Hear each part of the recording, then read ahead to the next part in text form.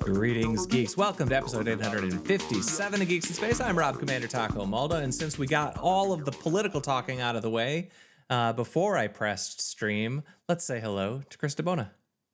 Hi. And Rob Roseboom. Hello. Before we press stream, we have to finish talking about politics, war, and medical maladies. And then... And how you change consumer devices so they're actually explosives. Dude, now you leaked it. Now they know that we were talking about whatever happened in the world. In a place in the world with a conflict and stuff. You mean like the America? The Americas? We got no conflict here. I'd ask how everybody's weekend was, but for the first time in a very long time, I physically saw both of you since we last streamed. So that's great seeing you guys. It's kind of weird. Yeah, it was good.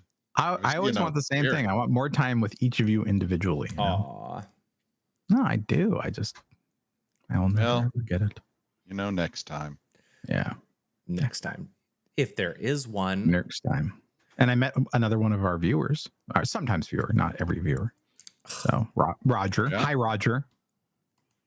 You joined the Pantheon with Tom and Ambaloo and Magnum and Shane. and Mike. Yeah. Among our sometimes listeners.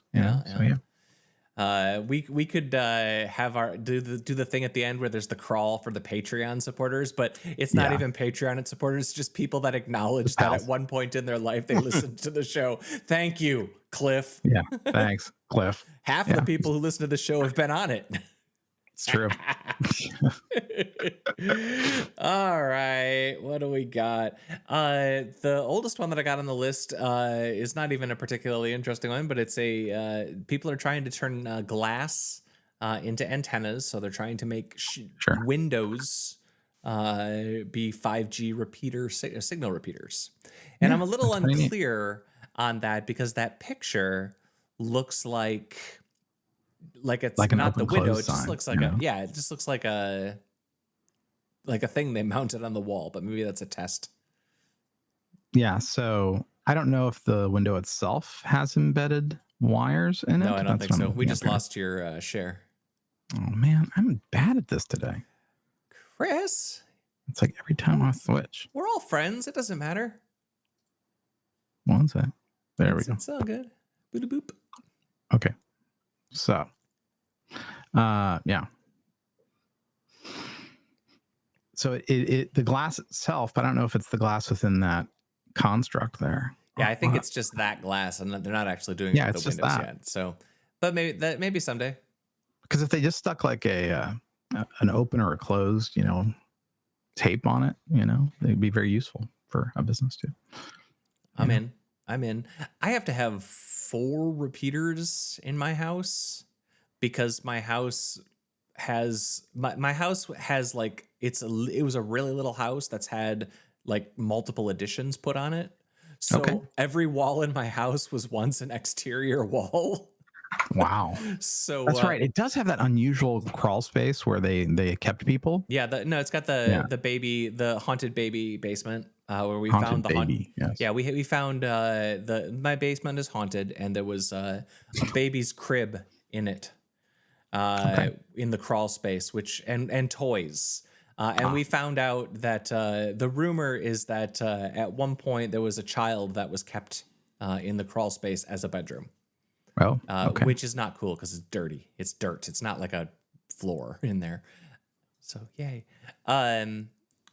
So yeah, my house is haunted, but I need 4 repeaters, and it'd be cool if we could just make a couple of windows be the signal repeaters. That'd be cool. I'm in for that. There's a story up there about one of the satellites that is super top secret, and I love that people just take pictures of them. They're blurry pictures though. You'd think that they could focus a little more. This one looked like it's about 10 pixels by 10 pixels. Hold on a second. I'm trying to bring it up. Boop. Maybe that's just the adaptive camouflage. Oh, that makes sense. Well, what's cool about this image is it looks like it's rotating. Yeah. Bleh, bleh, bleh. Well, It makes that sound. if you scroll down a little bit in the article, they have what they think it looks like. This topaz satellite. Topaz. Uh, Topes. Topes. So it's just like a satellite dish with some solar panels on the back. They just asked an AI, give me a satellite. Yeah. AI does everything now for you, man. It's very handy. Yeah. I mean, we'll skip one. As John Mulaney noted at Dreamforce. Boy, I wish I'd been there. That would have been so good. I'm actually kind of sad that it's not recorded. Somebody was recording that. Right? You're hosting a Future of AI in the city event in the city that has failed humanity so miserably. Oops. You look like a group who looked at the self-checkout counters in CVS and thought this is the future. If AI is truly smarter than us and tells us that humans should die, then I think we should die, he said. So many of you feel imminently replaceable. Can AI sit there in a fleece vest? Can AI not go to events and spend all day at a bar? Oh my God. So funny. 45 minutes. That's kind of great. Good on that guy. I know I don't have the balls to do that sort of thing, but I do kind of He sure does. I do kind of have the superpower, which is I don't really know what's appropriate to say to people. Let's recharacterize that as a superpower. Yeah, superpower for sure. Yeah. Like the It's fact not that deeply alienating. the fact that I'm that I'm socially broken on every conceivable vector could actually work out in that one particular situation. Always saying the wrong thing at the right time. No, that's pretty amazing. The AI story in general. I mean, it's going to be really interesting because we're going to get to find out, and nobody knows if we're going to find out in the next X months that it's the biggest bubble since the .com bubble, or if it's just going to take over the world and everything's going to be run by garbage.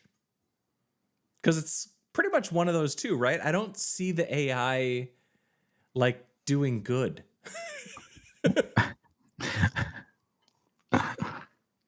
It was the Zoom CEO who's like, no, you're going to have AI go to meetings for you. I'm like, listen, I know you're in charge of a meeting company.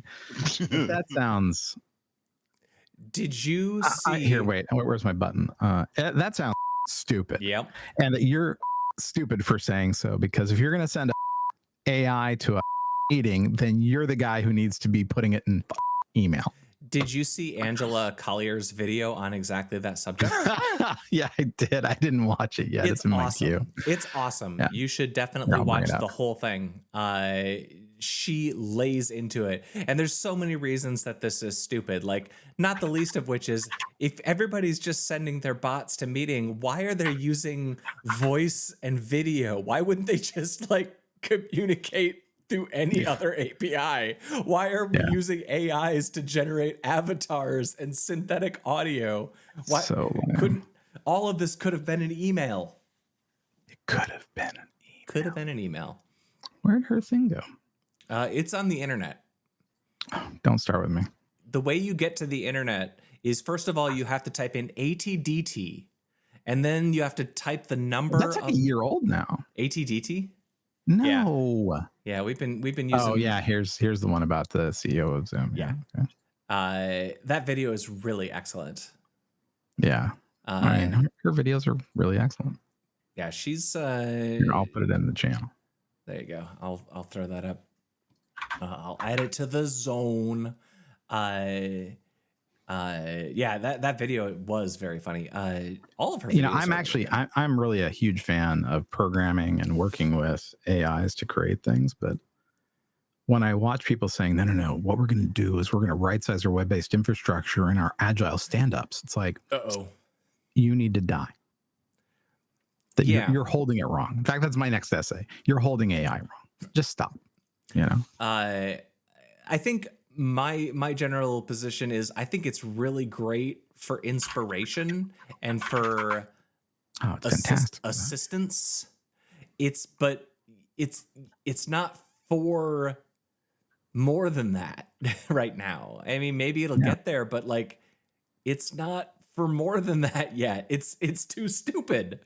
Like when we've done this on stream before so many times, right? We've typed in things and watched it tell us things that are just flat out wrong. And Sure, and but sure, people will be like, "Oh, next generation's going to be smarter." I'm like, "Yeah, but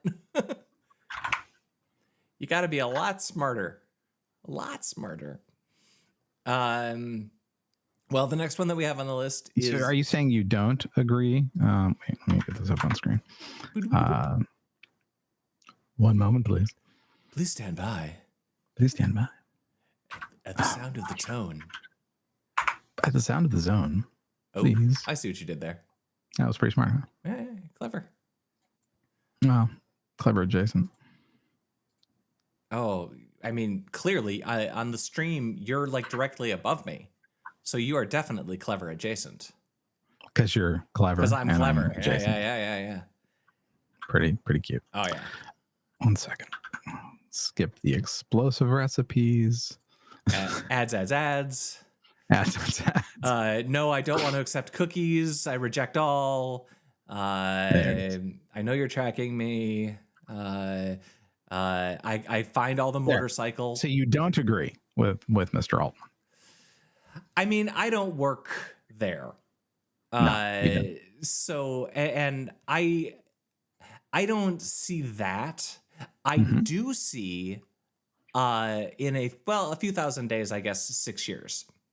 I do see us making a whole lot of really tremendously stupid decisions, or letting the AI make a whole lot of really stupid decisions in the next few thousand days. Whether or not at the end of that leads super intelligence, but I'm not even sure we'll all still be here if we let it make enough stupid decisions. I'm not sure if you're aware, but there was a movie, it came out, gosh, I don't know, in the 80s. And in that movie, I don't know, it's obscure, but like they sent the AI sent a time traveling robot back in time to kill people.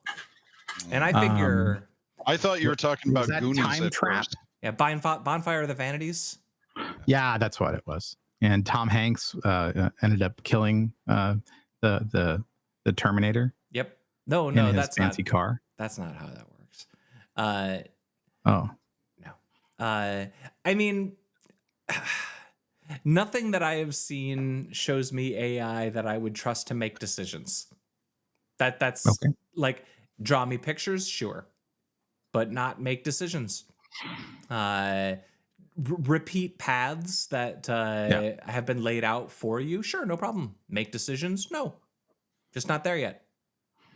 I just also, before we leave the Mulaeny story behind, we're just talking about playing wiffle ball with this kid. We're just two guys hitting wiffle balls badly and yelling "good job" at each other. Same energy here at Dreamforce. Oof. I wonder how much you have to pay to get John Mulaney to come to your business event and mock you. $100,000, you know? I'd do it for half. You know it's online. I gotta find this damn thing.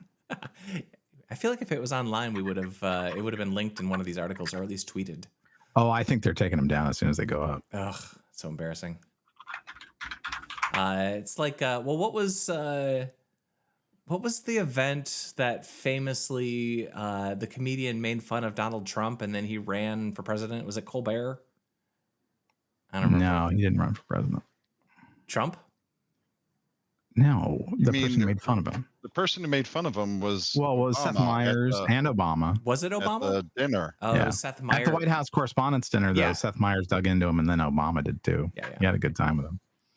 Oops. And the whole world is better off for it, right, guys? America got made great. Yeah, there are little teeny clips, like on TikTok of them. People with their phones. So Nintendo filed suit. Game company. A game company. Yes. They filed suit against Pocketpair, also a game company. Also a game company. Yes. Over Pokemon.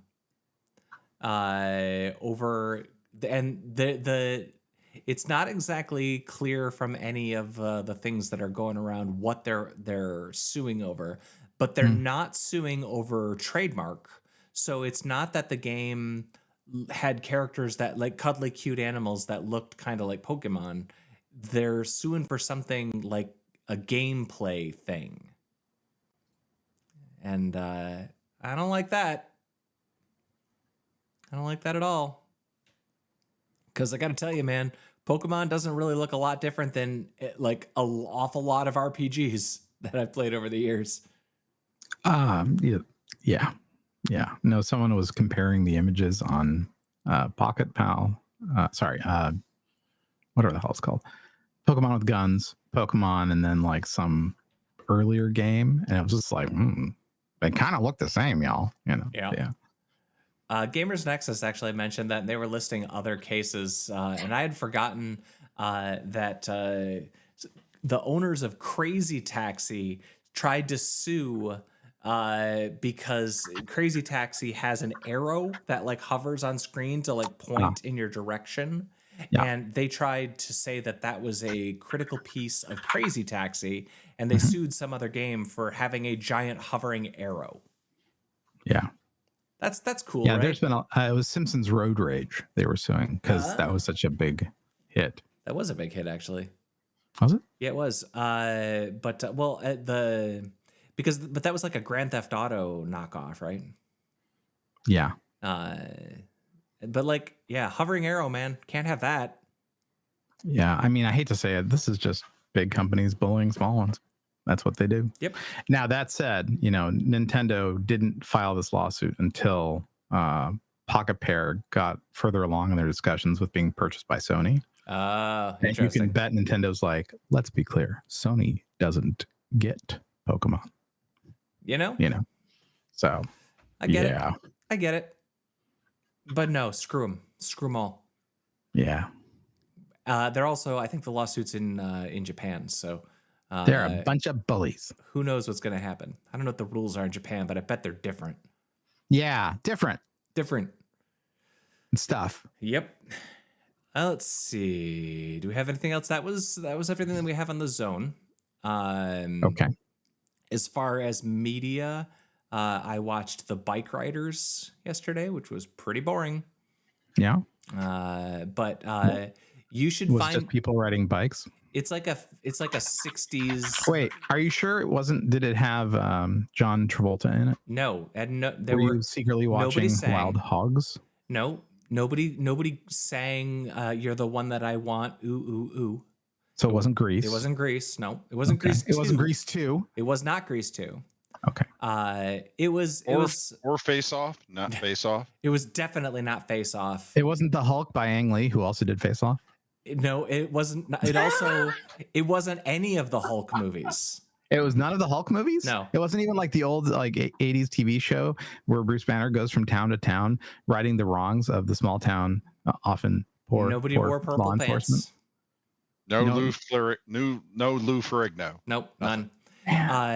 It was Austin Butler and Tom Hardy and Jodie Comer. And I will say Jodie Comer's accent. All very likable people. Yep. Jodie Comer's accent is awesome. And like, you should find a trailer and like, just watch and just because she's doing like, kind of like Fargo, kind of like that, like a Nebraska or like a really exaggerated Midwestern accent. And it's really fun.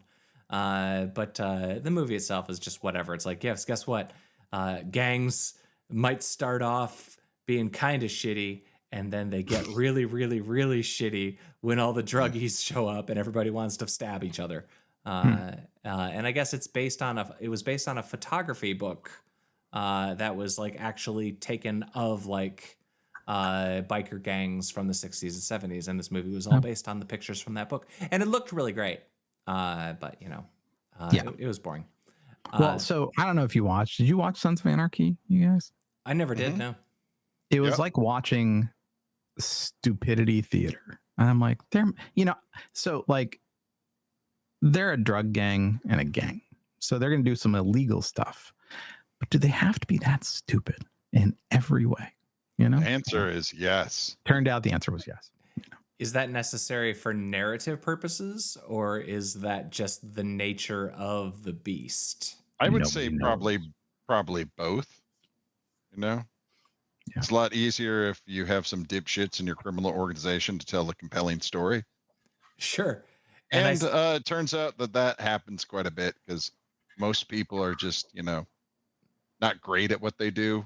Deeply stupid, if you will. And if you got access to a lot of drugs, at least a few of them are probably gonna what do they say? Get high on their own supply. Their own supply. Yes. Let's see. I think that was the only thing that I watched in the last couple of days. You guys need to watch Chaos. That was my recommendation from last time. You should.